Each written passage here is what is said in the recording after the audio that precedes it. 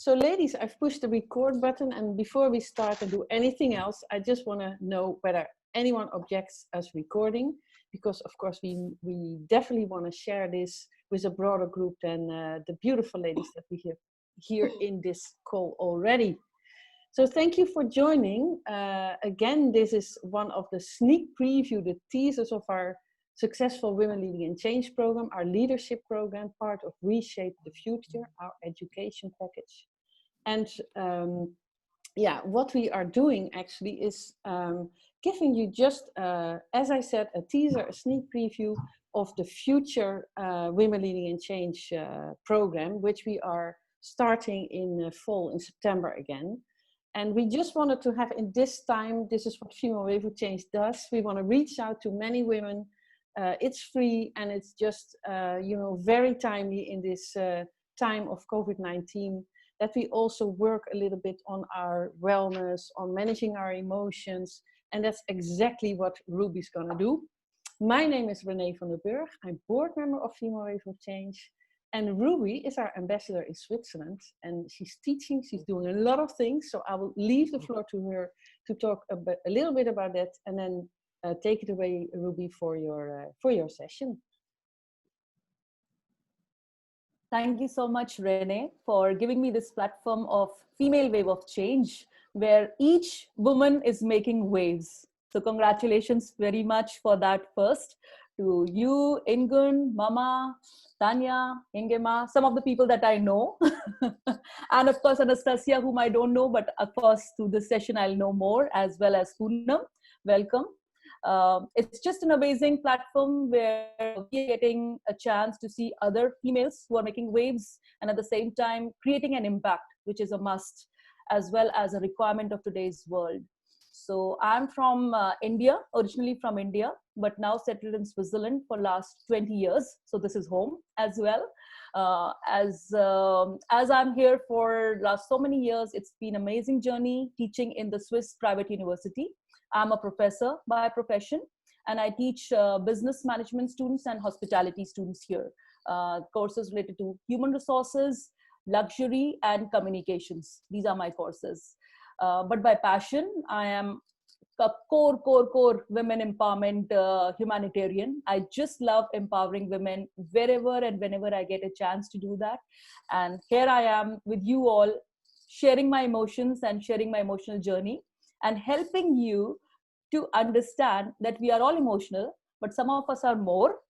We are doing a lot of things during this pandemic, and some of us are a little bit very sensitive. So we are taking it on the other side. You know, we are not understanding that this could be a journey to reinvent, but it's going other way around.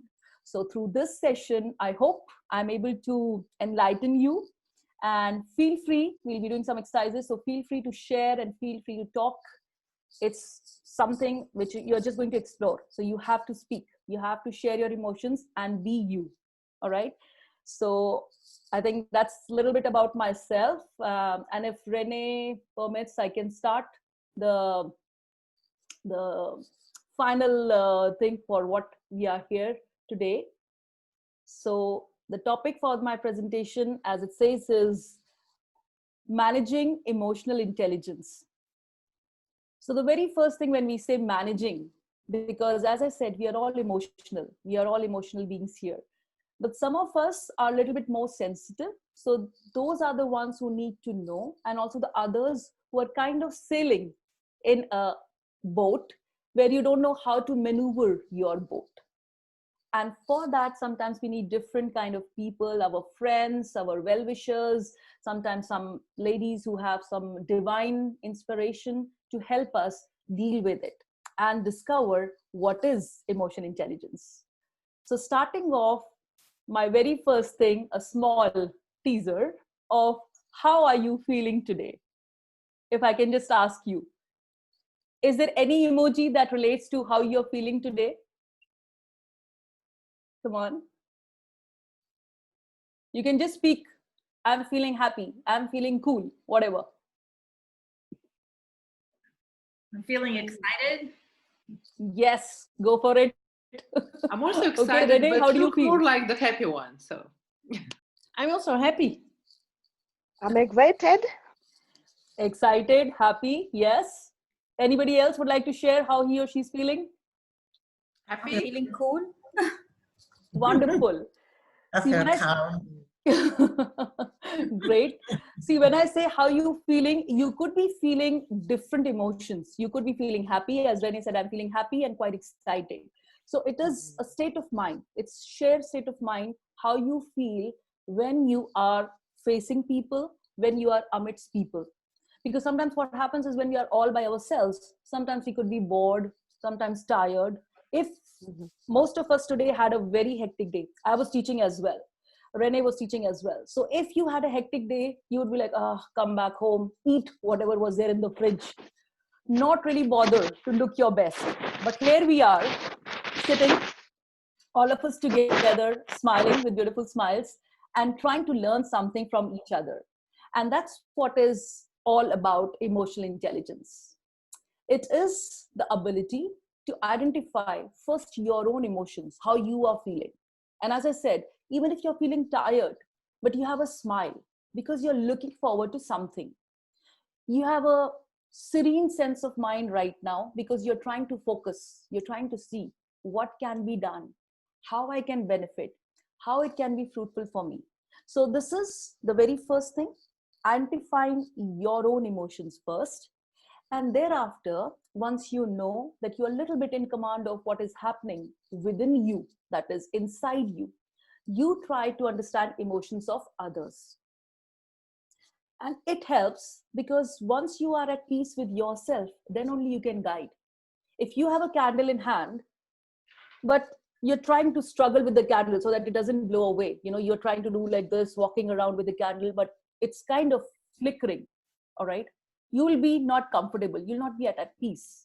But if you know that the candle has a good flame, it is glowing very well, you will want to enlighten other people. And that's what most of the times, whenever I've heard Mama is doing, Mama Yvonne is doing, enlightening with her enlightening words, with her messages. And that's what we all benefit from. So emotional intelligence is first to be at peace with you and then understanding how you can enlighten others who are around us. So in order to understand it better, just to give you a little bit review of what is it, how it started. It is something which, as I said, all of us have, but some of us are more emotional and some of us are less emotional.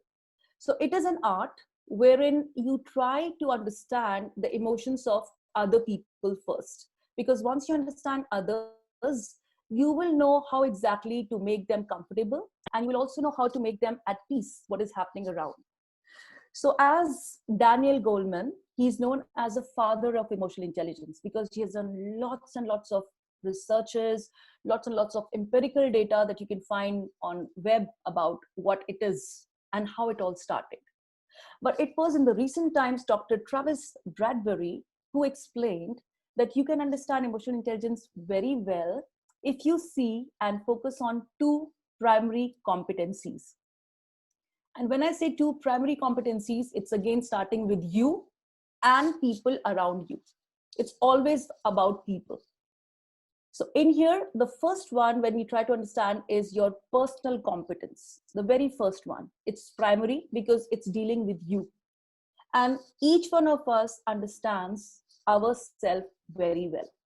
Sometimes when we are not feeling well, we're just trying to smile. We're trying to fake it up, right? You are aware, but others are not aware of it.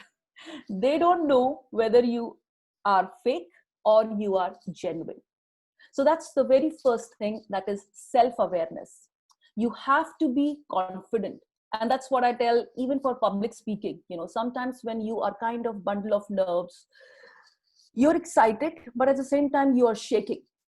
So for that, I tell to all my students when I'm teaching them, you are the judge. You know what you're going to speak. Others don't know.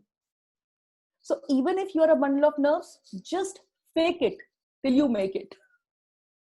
Keep on saying, keep on going on, because the moment you shut up or the moment you calm down, no one is going to come. No one is also going to ask you how it went. But if you are talking, if you are at peace with what you know, you will be able to talk about it more clearly, and you'll be even more emotionally aware of what you're talking about. So it is basically consistently when you are doing self-awareness technique, you're trying to be more and more at peace with what you know, and at the same time trying to tell or inspire other people by speaking it loudly.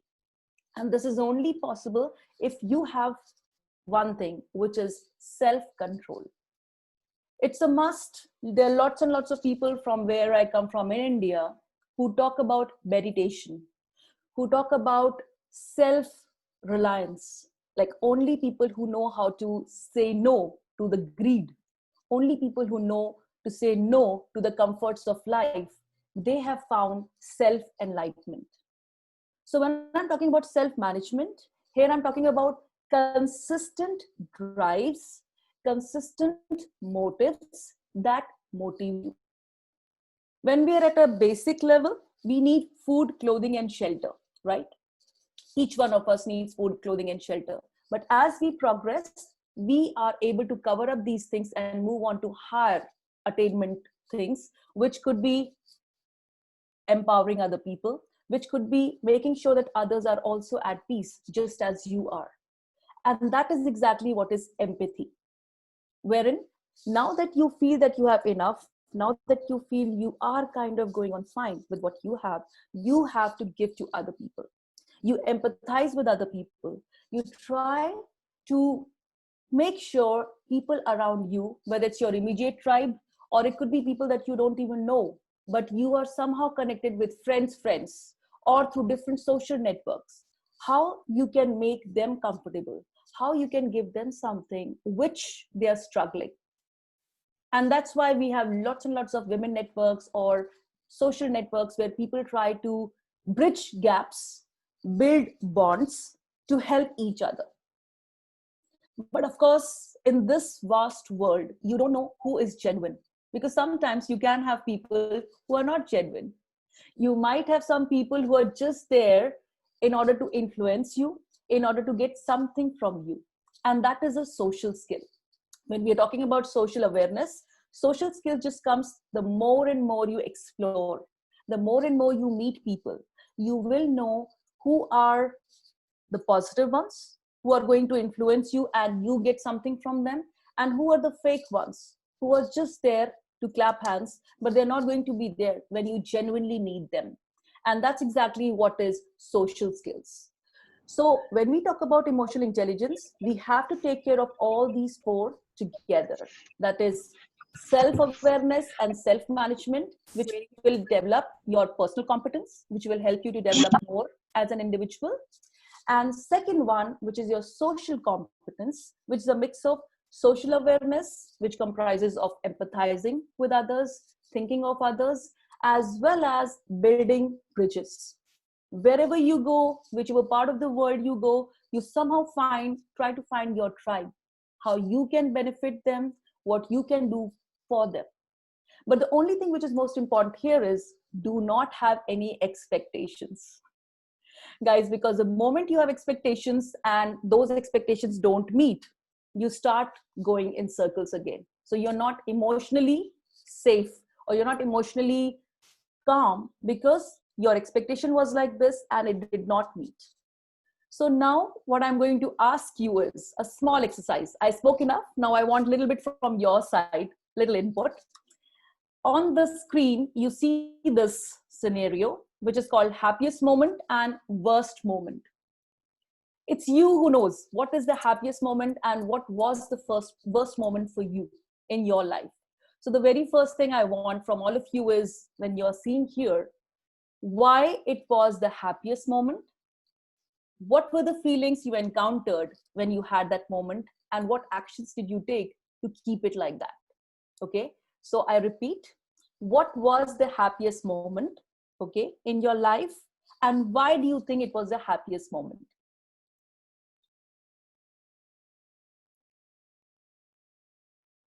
Anyone can start.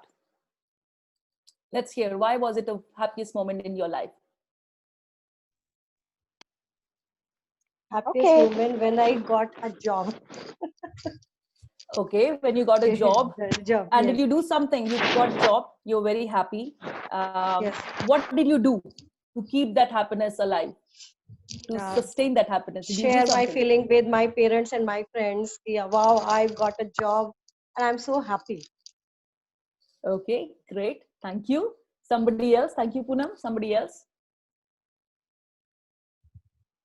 Anastasia raised her hand. Please unmute. Yeah, go ahead, Anastasia. Yeah, so my happiest moment was when I became a grandmother at a very early age.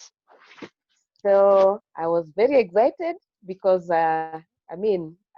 when you're just about 50 and then you get your first child, grandchild, then it's very exciting. Mm-hmm. Thank you. So And when I shared with my mother and myself about the excitement. So we are party. Yes. loved ones, right? Because you said you became a grandmother at a very early age. Bravo for that. You don't look like a grandmother. So you shared your happiness, right? Are you trying to spend time with your grandchildren? Are you trying to share the happiness of those moments still? Yes. Oh yes. I communicate with him. So we have a WhatsApp conversation every other day. Mm-hmm. So they call me Shosho. Exactly. So Exactly. That's yeah, very so they're important. excited and I get very excited. All right, all right. Thank you so much for sharing. So these were happy moments. And when you're talking, like I could see when Poonam talked about it, when Anastasia talked about, you were showing it. Like it was showing on your face with your body language, with your eyes, with your smiles, with your beautiful smiles. You were showing because you were feeling, you were reviving these of those happy moments. All right. Now I'm going to ask you about the worst moment in your life. What was the worst moment in your life? Anybody? Yes, Hengema. Okay, let me start. When I was told that I had a tumor in my head. So that was like really, really bad. And how did you react when you just first came to know that you have a tumor? It's the worst moment, of course, but how did you react? I think I felt angry, sad, mad, everything together. So I couldn't understand my feelings because there were just so many mixed feelings at the same time that I was just, I think I was, Very true, very true. Because when it's a sad moment or worst moment, you don't know how to react. You said I was mad, sad, angry, all the things were up, right? Yeah. What was the next step? What was your first action? Like, what did you do personally? I cried. I got upset at the doctors, but they were like, they're humans as well. I think I demanded that I get more testing done. I was very much, mean probably at the same time. So it was just too much stuff going on. I couldn't understand my feelings because I was just so like in panic state that I didn't know I was panicking. So you were in a denial mode because you could not accept something that bad or something as terrible could happen to you. That's true. Right? Correct. And that's what happens most of the time. Whenever it's the worst news or a news that you least expect, you go in denial. Angry, frustrated, you're kind of lost. And that's when you need to take an action because you were a fighter, because I know your story, so I can say that you were a fighter, a strong woman, so you emerged out of it. But there are some people who can't. The moment it is a bad moment, the moment it is a bad news, they just shatter. They can't take it. And when I say, if you see on the chart where I said, how did you react? What was your action? Very few people are able to react in a positive way because it is negative. So you can't do something which can be positive. Sometimes you just feel lost and you are in the state of denial for a long time. And sometimes that denial goes to depression. So it is something we need to do and relate to, because if you don't, then it will not help you, because you just sit with it and keep on cribbing, keep on talking about it's not possible, it can't happen to me, it happened to me. So in here, it is important. The moment it happens to any one of us, we need to see the actions. In good times, we don't realize, we're just happy, we live it, it shows in our body language, it shows in our eyes and everything. But when it's this is what we all need to take care of. And that's exactly what is happening now. Crisis. We are all in a crisis mode. We are all going through the same phase. We are all in the same boat, but we are not sailing in a similar way. Even though everyone around the world is facing it, but each one is reacting in a totally different manner. Most of us, when we are having problems or when we are having such issues, what we do is we go in these different stages that you see on screen. What Hingema just said very correctly, she couldn't believe it. She was in a state of denial. It's not possible.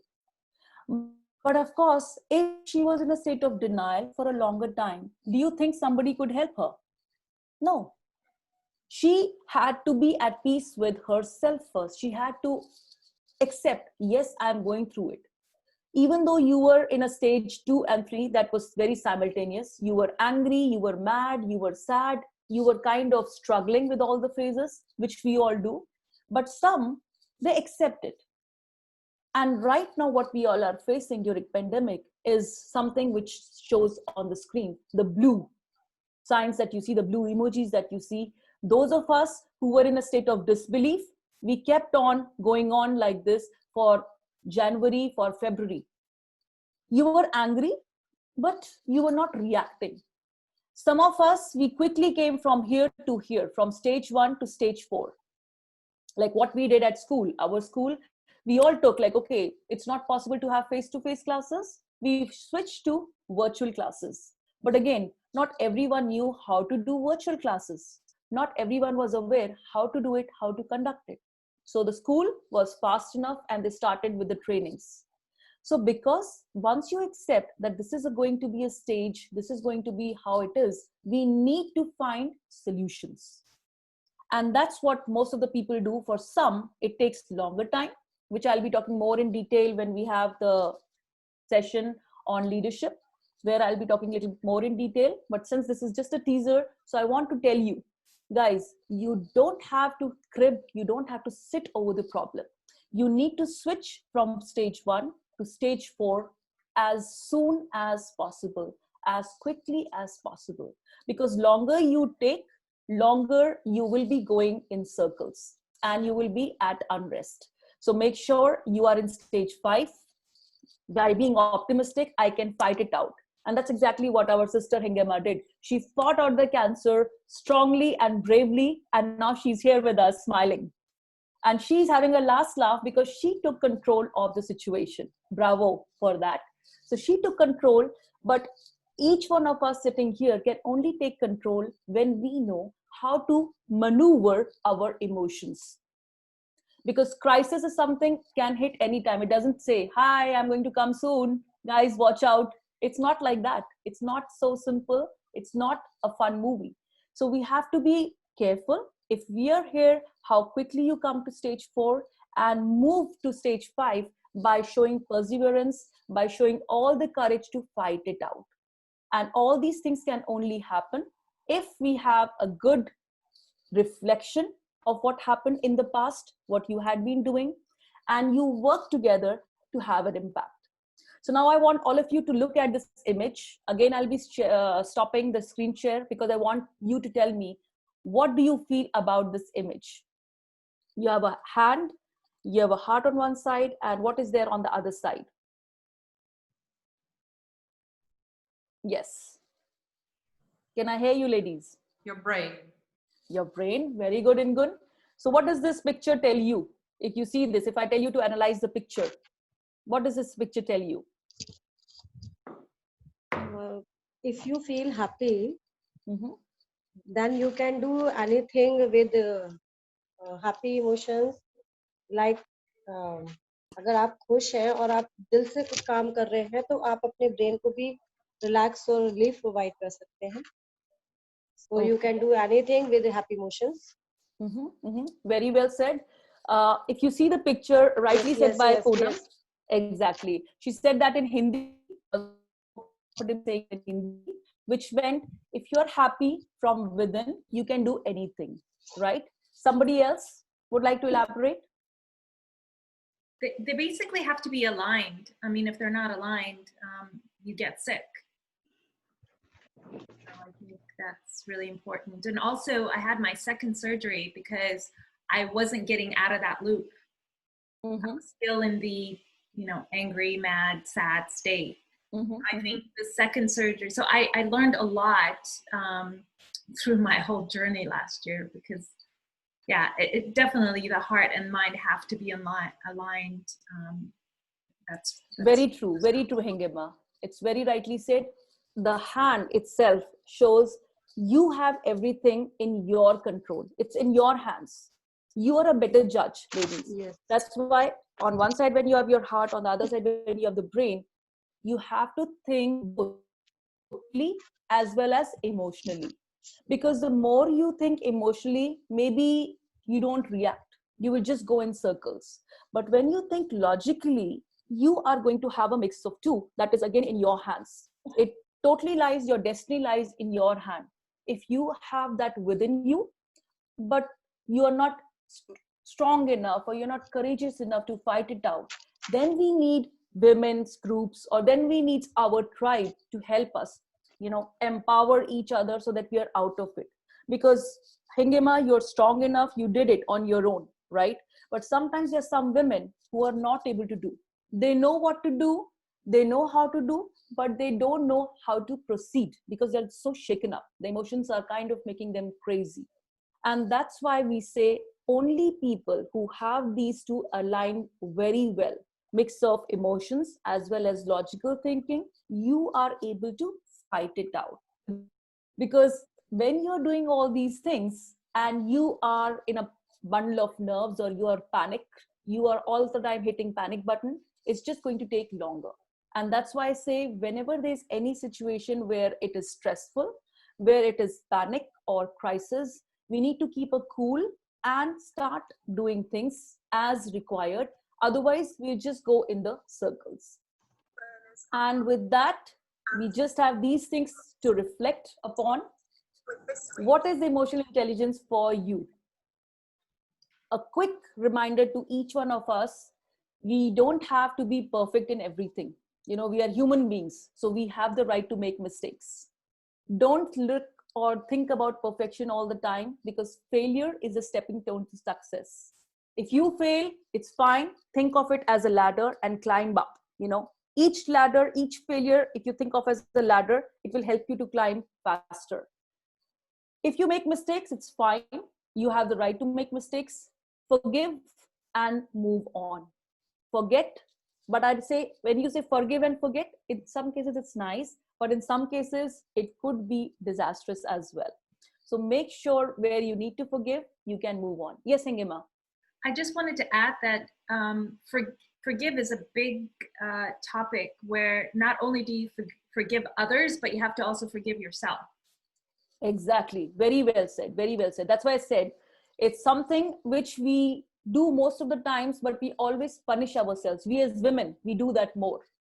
We always take care of other people, but we punish ourselves. We put ourselves in the lowest pedestal. And that's why it's a very, very large topic, which again, I'll be covering in my talk, in my leadership module in detail. Take breaks from technology, which all you ladies should do. We are constantly working, and then again through so many webinars, so many chat shows, so many videos and stuff like that, it's good, but then excess of everything is bad, and then our brain is not able to take it. So you have to make a balance between how you can balance the technology, move out, take some breathing exercises, try to reflect what you did, how you did, because your brain needs to get rest as well. So please be assured, whatever you do, however you do, you have to keep on consistently work upon both emotionally and logically. So this is from my side when I say change, keep on charging your brain, keep on doing something innovative, doing something which can bring about the new you.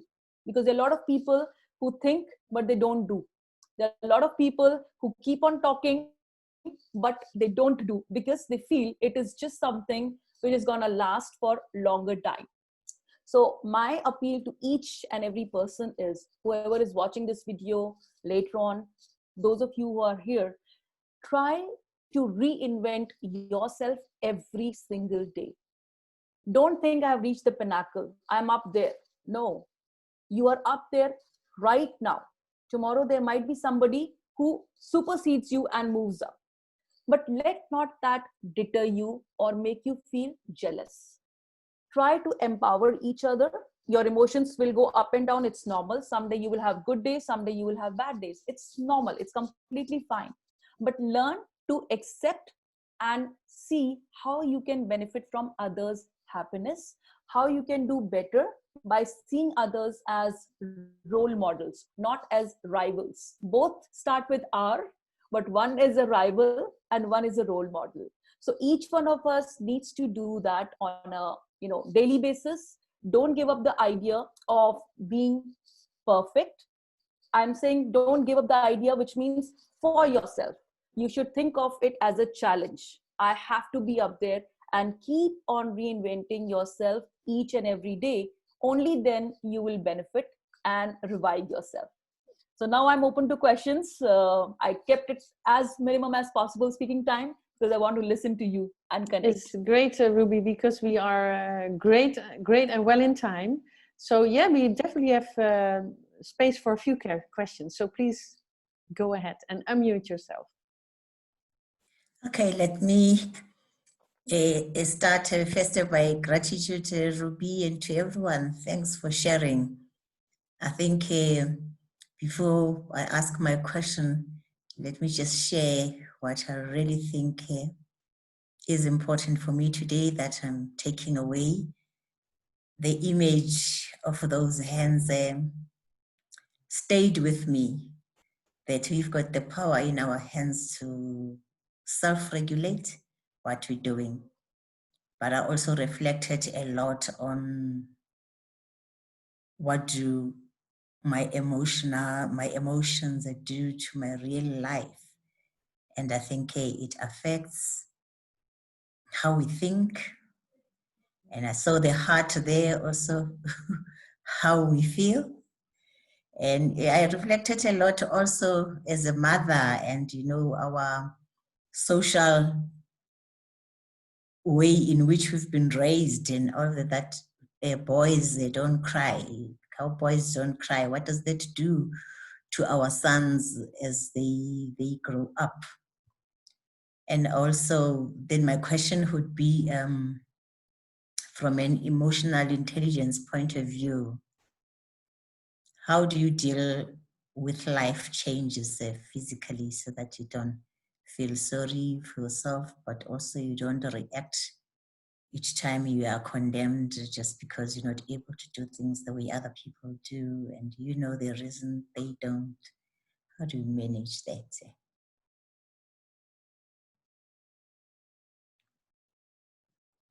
So thank you so much, Mama Yvonne, by enlightening. Just by your speaking, we are like this. It's very enlightening. When you were speaking, I was just like looking at you, and your words were resonating. It's true. We always, like, it's coming from India. It's very true. Boys can't cry. Boys don't have to feel and show the pain. You are feeling the pain, keep it to yourself. You shouldn't say. Which we tell the boys, and there are certain things which we tell the girls. If you are having a plate where there are 2 breads, okay, and the boy is asking more, the mother will take the bigger piece and give to the boy. All these things are very, very common. And everywhere they say, you have to adjust, you have to live with it. And it's always a woman who has to listen to it. But at the same time, now what we are telling to the younger generation, to my boy, I always say, you should know how to deal with the women in life. At the same time, tell your girl not to be quiet. If there's a problem, speak up. We women have been quiet for quite some time. Be it any country, it's a tale in every country. Even in Switzerland, it's the same. Now that I'm talking more and more to the local women, they said the same thing. We have been quiet. We have been told to shut up. So we need to bring about a change in the education. And that's where I think we need to educate women to speak up and boys to respect. We are at the same pedestal, we are at the same pedestal. We are not, if today we are talking about women empowerment, in few years, guys will be talking about men empowerment. We don't want that. We are not putting women on a pedestal and men down. Even here in Switzerland, when I asked to make a women's group, because in our commune, there's nothing about women empowerment, nothing at all. So the guys, they starting teasing, oh, les femmes, they started saying like that.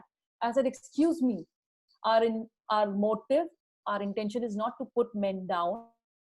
We believe in equality. And that's only possible if we educate people in the right frame of mind. And I think emotional intelligence is one of the topics that needs to come in schools and universities as well, because we talk about it, but we don't really follow it. Empathy doesn't exist in most of the schools. And that's one of the reasons in the universities with their students attend their classes, they like their lectures, but the professors who are just do this, do that, they're just giving them work, but not letting them think logically, people don't like it. So same as in corporate or anywhere, I think we need to bring about a change in our education system. And I guess that is going to help. Okay. Thank you so much. I've really enjoyed listening to you. I like that the question that you were asking, the celebrations and the flip of that.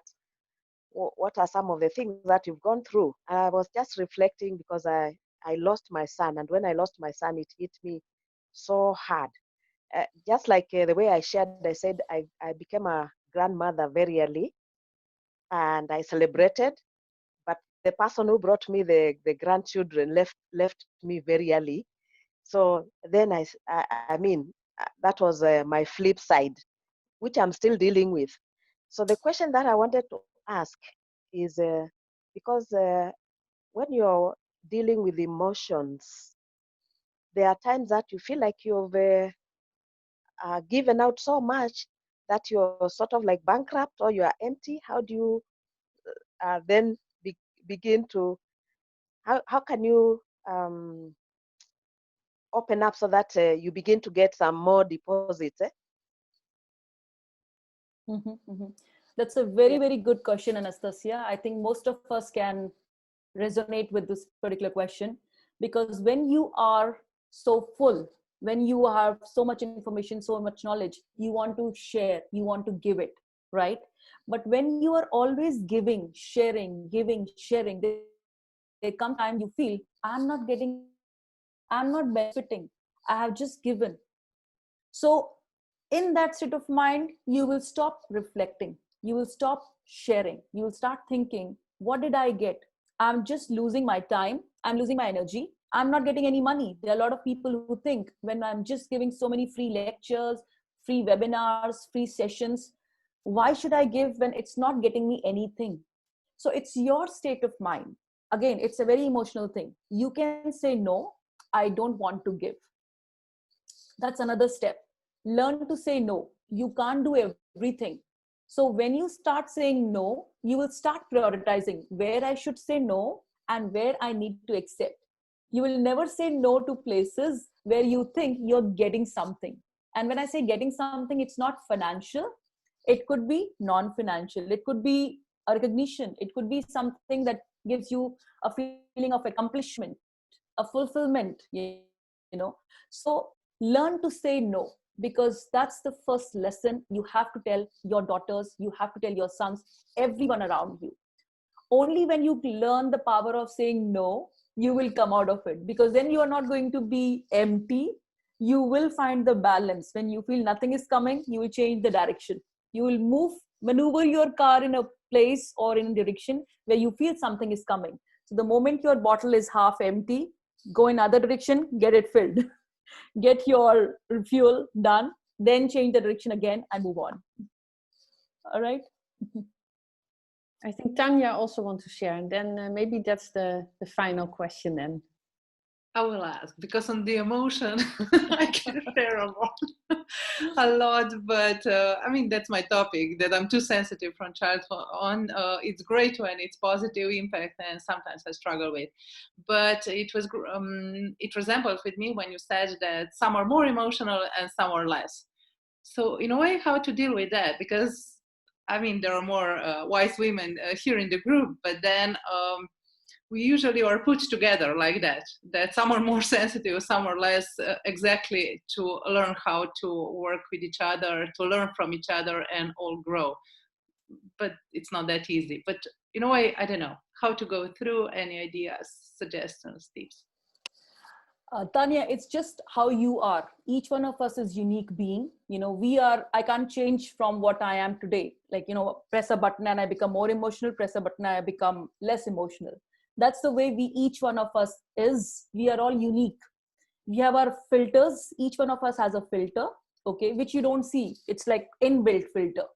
So where you need to sieve it out, you sieve the emotions. Like some of us are very verbal. We talk about our, what do you say? We talk about our, Melmare, like, you know, mother-in-law openly. Oh, I don't like her because she's this. I don't like her because she's all the time cribbing. Whereas when we talk about good things, you know, we share. Some people, they share only good things. Some people, they share only bad things. You know, when they need to vent out, they look for women groups. When they're happy, they are in their own bubble. So I think you have to see yourself as you grow. You will be changing, you will be evolving. Either you'll become more sensitive, or it will be situational. In some situations, you're very emotional. Like, I don't know how many of you, when you watch a movie, you're crying. I can see Ingun like that. I can't say about others. Ingun would be crying when she sees something very emotional. Some people are like, okay, it's just a movie, chill. You know, why do you have to cry? Which happens a lot with my kids, you know, because when I see something, I start crying. I'm happy, I'm crying. So my son says, got 100% and you're crying. What did I do? So I'm like, these are tears of joy. So it's like your emotions will flow. Whatever type of person you are, strong person, aggressive person, calm person, whatever type of person you are, it's not just your face. It will flow some way or the other. Some, when they're very angry, they keep calm. Whereas sometimes when they are very angry, they start saying bad words. They start, you know, saying something in a very aggressive way. So each person has a different way of dealing with it. Like sometimes when we see about domestic violence these days, that's a topic we are talking a lot about it here in Switzerland. So when people are hitting each other because they are at home, they can't go out. Why are they hitting? Is it something because he or she had something in the past, their own personal experience, that they're trying to take it out? Or is it that they can't take each other for a long time? So there's a reasoning behind everything, Tanya. You know, there's a reasoning behind it, why people behave in a particular way. Either they spit it out, showing anger, showing frustration, or showering love, or it could be vice versa. All right. I think I answered in whatever way I think. You did for the teaser, so yeah, it is so beautiful, because I think when we started Women Leading in Change, when we launched it last year, we said the first part of the program will be about getting to know yourself, you know, being more self-confident, knowing your talents, knowing yourself, and accepting that each one of us is different, and you can be proud of that. And so this last question of Tanya is right in the spot in the middle of our program. And well, I think we all want to ask you more, Ruby. And that's great, because it means that you are really, you really hit the mark in terms of your topic and also how you teach. So thank you very, very much. I think we all enjoyed it, if you see the faces. And thank you. I thank all the participants for being so open and sharing, and for being here at this at the end of the afternoon for most of you. And I wish you a very good day. And if you want to know more, you can go to our website, www.femalewaveofchange.com, and just hit the education button, and there's all the information. And again, we start in September for the full program, and I can only look forward to the full session with Dr. Ruby. Thank you, everyone. Bye-bye. Looking forward.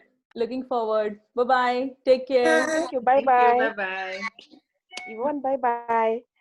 Bye-bye. Bye-bye. Don't forget to tell those stories of hope. Yes.